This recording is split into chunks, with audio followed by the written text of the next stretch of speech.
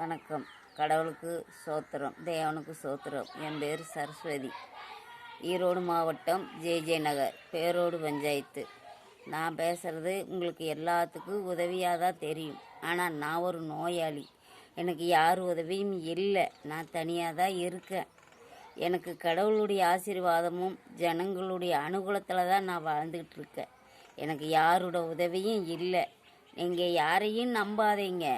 அப்பா அம்மாவை நம்பாதீங்க, தம்பி நம்பாதீங்க, தம்பி பொண்டாட்டியும் நம்பாதீங்க. உங்கள் லைஃப்பை நீங்கள் தேடுங்க. உலகத்தில் எல்லாருமே நல்லவங்கன்னு நம்பக்கூடாது. கடவுள் மட்டும் நல்லவன்னு நினைங்க. கடவுளை போல புருஷனையும் நம்புங்க. அப்போத்தான் நீங்கள் லைஃப்பை தேட முடியும். இல்லைன்னா தேட முடியாது. என்னை போல் அனாதியாக தான் இருக்கணும். ஒரு நோயாளி நான் எந்த நிலையில் இருக்கிறேன்னு என்னுடைய வீடியோவை பார்த்து நீங்கள் புரிஞ்சுக்குங்க. நீங்கள் புரிஞ்சாதான் உங்கள் லைஃப்பை நீங்கள் தேட முடியும். எனக்கு 3 குழந்தைங்க. 3 குழந்தைங்க இல்லை, 2 இறந்துருச்சு. 1 தான், அது அவ அப்பா கிட்ட இருக்காங்க. நான் தனியாள். உலகத்தில் எப்படியோ அது போல் நான் ஒவ்வொருத்தருக்கிட்டையும் ஒவ்வொரு உதவியும் கேட்டு நான் வாழ்ந்துக்கிட்டு